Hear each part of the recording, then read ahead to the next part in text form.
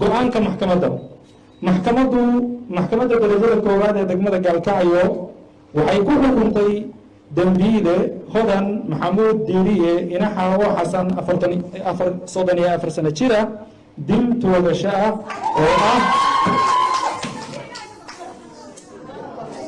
alaamso maxkamaddu waxay ku xukuntay dambiile Hodan Maxamuud Diiriye Inaxaawo Xasan 34 sano jira toogasho oo ah qisaastii marxuumad Saabiriin Saydaan Cabdille maxkamaddu waxa ay ku eedeysanaha koowaad Cabdicasiis Nuur Xaashi Calas qodobada eedeysanaha labaad Cabdicasiis Nuur Xaashi Calas qodobada xafiiska xeeraarintu ay ku soo eedeeyeen ah 432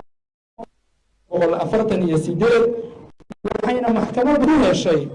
qodobka 430 ee xeerka ciqaabta Soomaaliyeed waxayna ku xukuntay dambiile Cabdicasiis Nuur Xaashi Calas in Arda Maxamed hal sano oo xarig ah iyo ganaax lacag gaaraya $500 cidii aan ku qancin fadhiga go-aanka maxkamadda racfaan ayaa u furan waana mahadsantihiin